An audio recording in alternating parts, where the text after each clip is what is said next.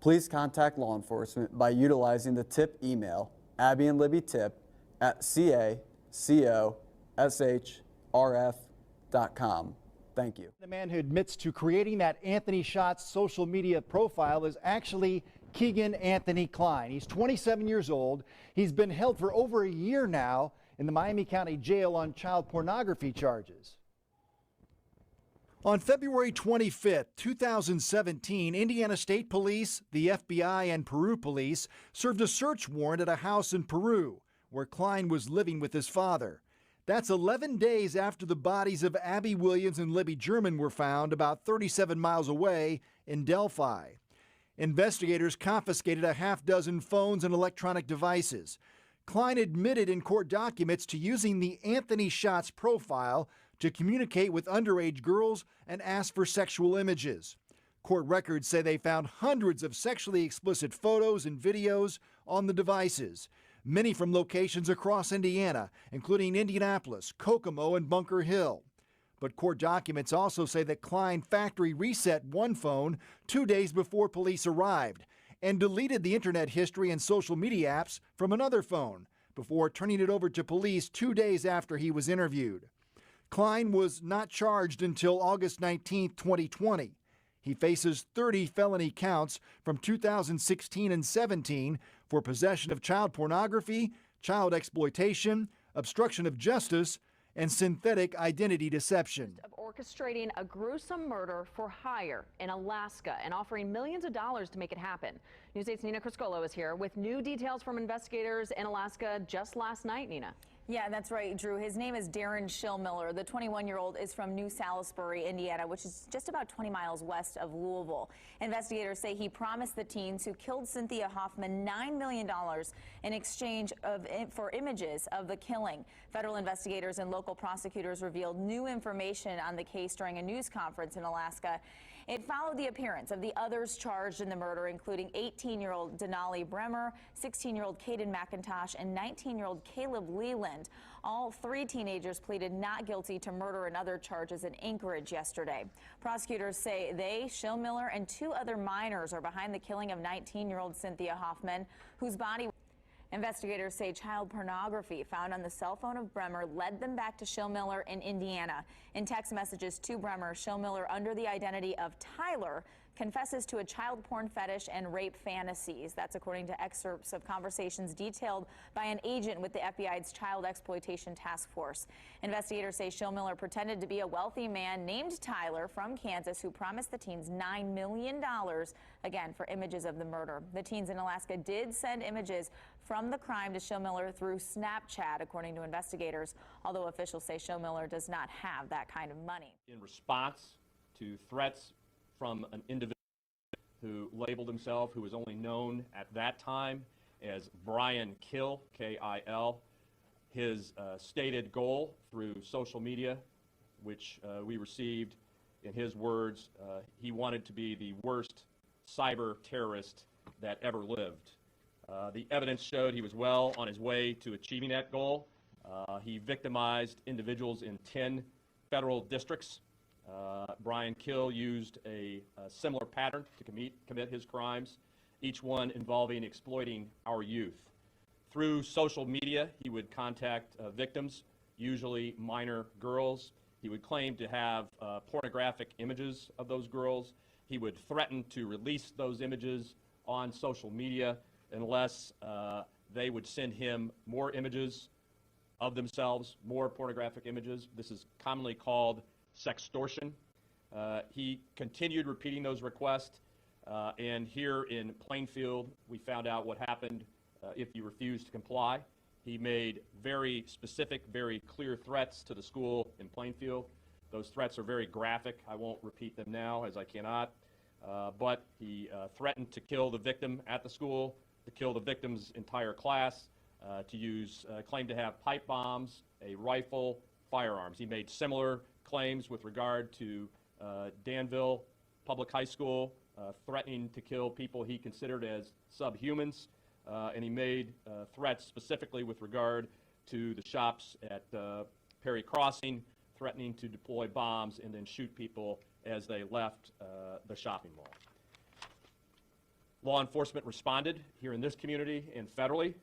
We used traditional law enforcement techniques to try to trace Brian Kill back in January of 2016. We have an excellent group of cyber investigator, but those techniques initially proved ineffective. The individual labeling himself as Brian Kill used what is referred to as the Tor network, T-O-R. This was a sophisticated dark web which allowed him to mask his IP address.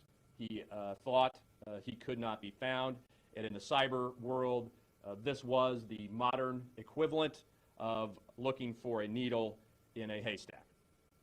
Many have forgotten about this case, I doubt in this community, but many have forgotten about this case, but the team of investigators behind me never forgot about this case. On Thursday, August 3rd, 2017, a team of agents from the Federal Bureau of Investigation, the Indiana State Police, the Plainfield Police Department, and the Brownsburg Police Department, as well as law enforcement agents from California, executed a search and arrest warrant at 9617 Eucalyptus Drive in Bakersfield, California. The judge in California issued a federal no-knock warrant, which allows agents to enter without announcing their presence. This was because of the fear of destruction of evidence. At that address in Bakersfield, California, computer equipment, removable data storage, like thumb drives, were seized, and an individual was taken into custody. That individual is Buster Hernandez, age 26, of Bakersfield, California. He was arrested on a federal arrest warrant issued on August 1st, 2017, out of the Southern District of Indiana. On Friday, August 4th, 2017, Hernandez appeared in federal court in Bakersfield on the federal charges out of the Southern District of Indiana. There, a federal judge ordered him held without bond and removed in the custody of the United States Marshals. He is now being transported in custody to the Southern District of Indiana to face those charges. Here at this press conference, I am here to announce that the cyber terrorist, who we knew as Brian Kill, has been arrested. His name is Brian Hernandez, age 26 years, and he will face federal charges in the Southern District of Indiana. The federal charges that he will face are threefold. First, sexual exploitation of a child, or sextortion, for sextorting victim 1 in Plainfield between September 2014 and January 2016 rather. That crime carries a mandatory minimum penalty of 15 years in federal prison and a maximum penalty of 30 years in prison. He also faces charges for threats to use an explosive device.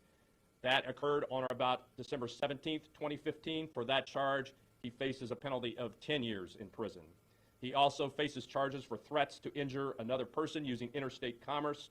That crime carries a penalty of up to 5 years in prison. All of those charges and the evidence supporting those charges are contained in a 37-page federal criminal complaint, which has been provided for you.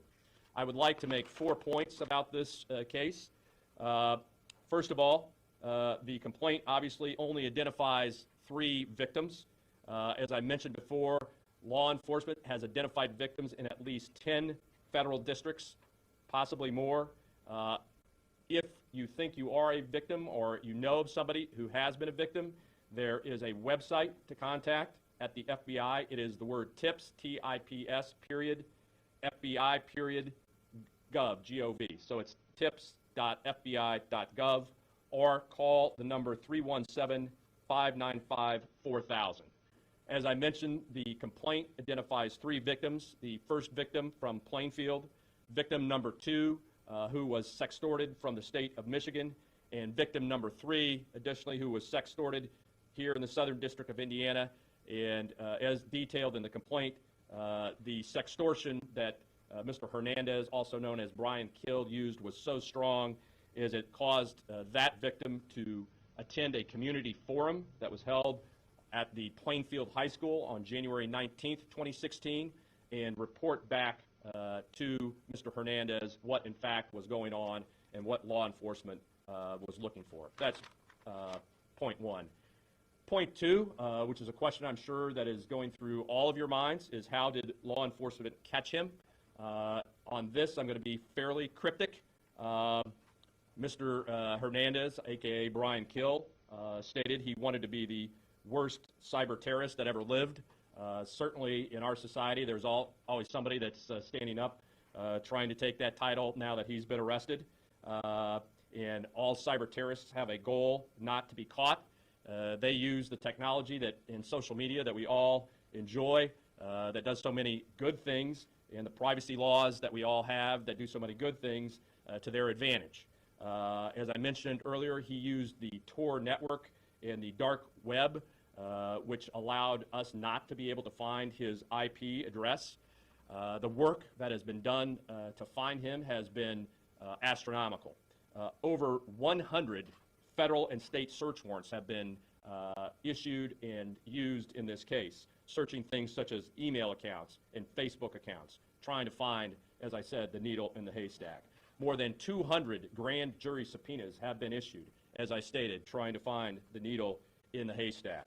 We had court authorization for over 20 types of electronic surveillance, including, finally, a Title III electronic wiretap on Mr. Hernandez's computer. We installed a poll camera outside the residence in Bakersfield, and we conducted hundreds and hundreds of hours of surveillance. And this is not just visual surveillance, although we did that. This is online surveillance, looking again and again for the needle in the haystack. That's how law enforcement caught him. At the end, and the thing I'm going to be a little bit cryptic about, we used a device which is called a NIT, N-I-T, which is a piece of computer code, as detailed in the complaint. If that NIT is installed in a image or document and a cyber terrorist opens that, it does allow law enforcement to find the IP address. I cannot give you a more detailed explanation except to say the rest of the technique is law enforcement sensitive. The third point I want to make, and I think it's an important one, is that sextortion is a real crime. Individuals are looking to exploit our children. Individuals are looking to put communities in fear. Individuals are looking to shut down schools and shopping malls. We constantly, all of us behind us, try to provide training and education to our youth. I know our youth thinks they can take a picture of themselves and send it to their friends, and that goes away.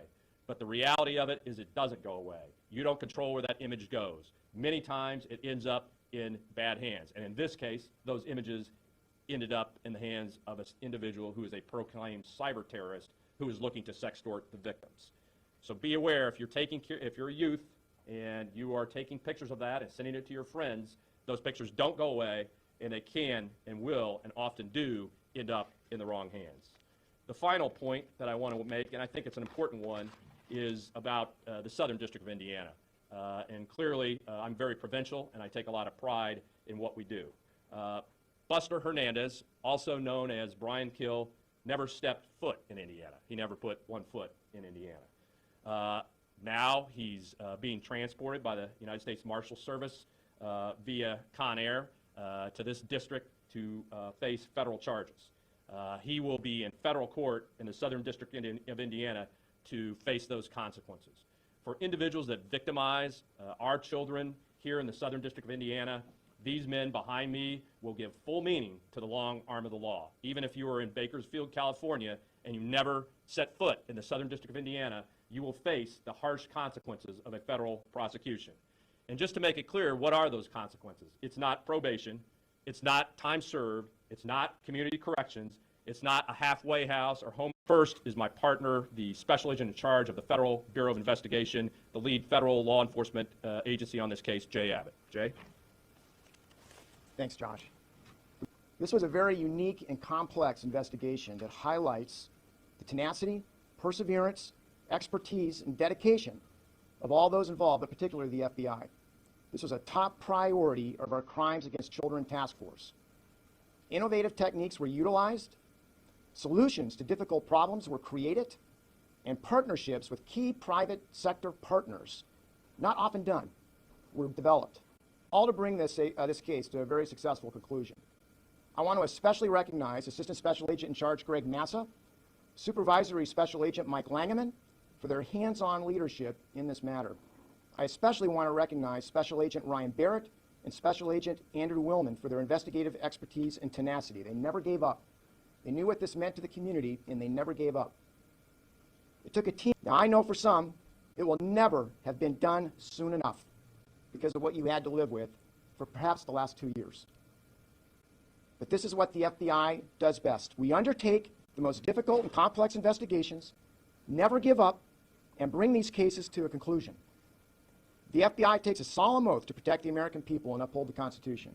And I will tell you today, I am extremely proud to say that in this case, the FBI exhibited this mission with a passion and a purpose to serve its community. And I'm immensely proud of our FBI personnel for this amazing work. Thanks, Josh. Thank you very much. Every keystroke, every image, every video that's sent or received is recorded forever. My gosh, I hope people hear that. Even for sick individuals like Brian Thiel, I hate to even reference his name, thought he could hide under the cover of the dark web. Not with the expertise of the FBI in the United States of America.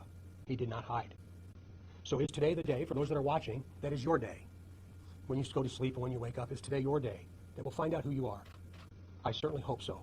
I couldn't be more proud to serve with the people that I'm standing with today, because I know that the level of sacrifice and commitment is absolutely the most significant part of who they are, but most importantly, what they represent.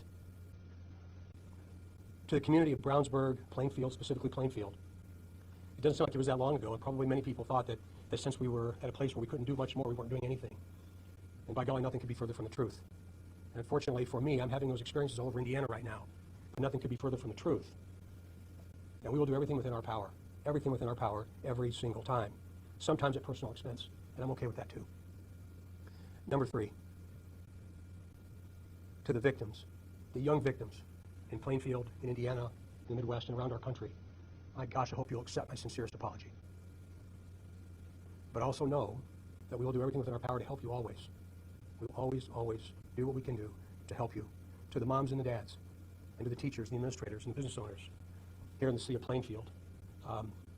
You taught me a lot, very personally. You taught me a lot. You taught me a lot on that January day when I was able to stand with my dearest friend Jay Abbott in that auditorium of what happens when a community coalesces around each other. When you realize the value of human life, and you realize the value of your day. That was an extraordinary moment in time for me to be able to look out into that full auditorium and experience that, even though at that time some of you were very angry with us. But again, you taught me a lot about human life, and I'm very, very grateful. And finally, to the unsung heroes, Jay referenced several of them from the FBI. Jennifer Barnes, Chris Carter, multiple FBI agents, Jiminy Christmas. The folks that work so tirelessly behind the scenes, knowing that they probably will not get the return that they give, but that's also something that they're willing to do. I'm very, very grateful. So from a very appreciative superintendent of the State Police of Indiana, I say thank you, and with my sincerest of gratitude, thanks and respect for those that I'm standing with today. Them believe that it's possible that a user of that account has something to do with the murders of Abby and Libby. So they must have other intel. They always say, Carter says, we know a lot, we know a lot.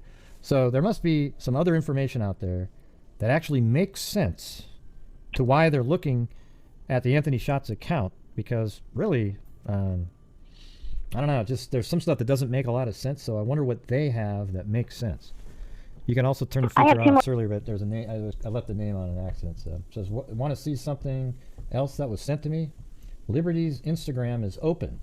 You can see wherein Anthony Schatz, this is March 22nd, 2017, 5 weeks after the murders. Okay, so Schatz likes her pictures. So this person named Anthony Schatz likes her pictures.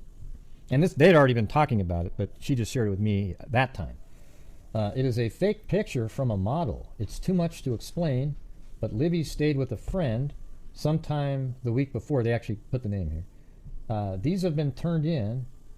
This guy was Snapchatting that same friend and another friend and of hers. Let's see. So, but the mom of one of the friends wouldn't call the police, so she, the friend of Libby, sent them where they get turned in once she heard about the girls or something. Okay.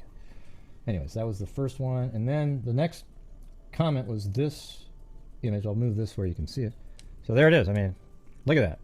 This is an actual conversation on the phone with one of Libby's friends. Okay. So it says, I have, Anthony Schatz says, I have money, silly. I have a few super nice cars. It wouldn't be a big deal for me to come to you. And then he laughs. And she says, "Don't kidnap me." I'm not sure what "done" means, though. I mean, like, what is that the slang for "don't"? But that's what she's saying. "Don't kidnap me." He says, "Wow," with a frown. "How dare you? I don't know you. That's why I said that." And then Anthony says, "Okay, then rape me." And then she put an 8 down, right? Then the next one was this one right here, where she then says, "No, I'll give you a 10." Right? And then he says, "Ha ha, thanks," and she says, "Yep," laughing. And then he says, "So I'm obviously cute to you. Ha ha. Why you ever think I'd kidnap you? I'd beat somebody up that messed with you." So now it's like, not only would I never kidnap you, if anybody else tried something, I'd beat them up. And then she said, "Well, normally older people don't do things with younger kids unless they're a kidnapper or something." And then she says, "And thanks." And then he says, "Wow, sorry for thinking you're pretty." So now he's just playing the guilt trip angle. She goes, "No, don't take that towards you. I was just saying." "Oh, I was like, what the F? Why am I attracted to you? Sorry, I know, I'm older. You're just so pretty." It's like, God, it's just such a classic dirtbag, Oh, God, it's unbelievable, Then we've got the... She was in a big fight with one of her best friends, not Abby, but one of her other ones. Yeah. And so we would talk about kind of like how she wanted to be their friend again and how she wanted to get back to where they were before the fight. There's a lot of drama at that age, right? Yeah, a lot. Was it ever anything specific, or? Not really. It was just like random stuff, like they'd fight over a boy or something. Right. But nothing like, it was all harmless stuff that like any middle schooler goes through, I think. The view is absolutely beautiful. If you can get like the first 5 feet, you're still above ground, and so that part's perfectly fine for me. Okay. And there's like a little ledge that you can just sit there and look over the creek, and it's beautiful. So people just go out there and look at it. Is it hangout? Like, is that a hangout place? Yeah, lots of kids do. Like even that day, there were 10, 20 kids there when I dropped them off, and even really? before. So. There were that many people there. But when I got there, like after my dad had been there, and I got there after, and we all started searching, there weren't as many as there were when I dropped them off. So I think maybe there was like a little hole in people there at the time everything happened. Moment when it was just them. Do you remember seeing anybody odd hanging out there when you drop people off? Anybody from out of town? I only saw kids my age there when I dropped them off. I would think. My wife was meeting me there. She was at my house with the kids, and I told her, "Hey, this is what's going on. I'm going to the bridge," which I had never been to ever until this day. And so when I got there, Derek got in my vehicle with me. Okay. So we walked the trail, and I walked to the bridge, the edge of the bridge. There were a couple of kids that came walking up. They were students at Delphi as well. I knew who they were. I had asked them, "Hey, have you seen Abby or Libby?" And they both said that they hadn't seen them, that there was somebody else that was there looking for them, which come to find out was Derek. Okay. And he had also asked if they had seen the girls as well. At that point, I was not getting on the bridge. I wasn't crossing the bridge. I was doing none of the above. So I decided, well, all of us are here. So I'm going to take off, and I'm going to go into town and go to that end of the trail and work my way back. Right. To Okay. see if they went the opposite way towards town. So at that point in time, my wife and I left, and we drove into town. We came up the backside. We drove all over. I was thinking, We gathered this afternoon for 3 important reasons. First, to take quiet satisfaction that today evil has been met with justice. Second, to announce our unshakable resolve that should others engage or consider engaging in the exploitation of our children, they too will suffer the fate of the defendant. And third, to pledge our support to the victims in this case. Today, Buster Hernandez was sentenced to 75 years. He will never breathe as a free man again. Earlier, he pled to a range of crimes and conduct so perverse and devoid of human decency and compassion that it defies belief. Those crimes included the production of child pornography, the coercion and enticement of a minor, the receipt and distribution of child pornography, and the threatened use of explosive devices. Between 2012 and August 3rd of 2017, from his home in Bakersfield, California, the defendant extorted hundreds of victims to produce and to send to him sexually explicit videos and pictures of themselves. The defendant's victims typically ranged between the ages of 12 and 15. The defendant extorted them by either falsely claiming he already had compromising photos of them and threatening to publish them, or by threatening to murder, rape, or kidnap them or their families. If the victims complied, the defendant would continue to demand more images, now extorting them with what he already had. Attempts to disengage by the victims were met by more threats and often by the distribution of previously received images. The defendant was unrelenting, the cycle was endless, and in many cases the abuse went on for years. This phenomenon is known as sextortion. The defendant's victims numbered in the hundreds. The impact of the defendant's conduct was not limited to his individual victims, as he took specific steps and expressed personal pleasure in spreading fear throughout his victims' communities, some here in the Southern District of Indiana. Examples include the shutting down of 2 local public high schools and large retail stores in the area, and untold fear and anxiety created amongst the parents of the minor children. It bears repeating that the defendant caused this pain and misery purposefully and for his own personal pleasure. The defendant worked very hard to hide his identity and his behavior, and he was good at it. He used numerous aliases, over 350 different emails and social media accounts, and the Tor network to avoid tracing efforts, among other tactics. Today's outcome is largely a result of the resolve of a talented group of federal prosecutors, federal law enforcement, and state and local law enforcement who decided early on that those, like Mr. Hernandez, who choose to prey on minors will not escape. I want to tell the citizens of this state and of this country that they rightfully have confidence and pride in the men and women who investigated and prosecuted this case, and the hundreds of men and women who investigate and prosecute cases like this. Finally, I want to publicly pledge our support to the victims of this defendant. Your treatment at the hands of this man was horrific, but it is over. He acted alone, and now is the time to let us and others help you heal. Sadly, there are many victims we're currently unable to identify, and therefore help. Available after this press conference, both in print and electronic format, is a listing of aliases used by the defendant. If you or someone you love were contacted through one of these aliases, please contact your local FBI office with that information. We cannot undo the harm done by this defendant, but we can help with the recovery in many real and substantive ways. Despite the welcome fact that this defendant will never harm again, we must remember that similar threats exist in our world, and that the best defense we have is to grow in our children a deep reservoir of trust in which they know and believe that they can always come to us no matter what the situation. Predators rely on unmonitored access to our children. Anything we can do to deny that access protects those we hold most dear. Thank you for your attention.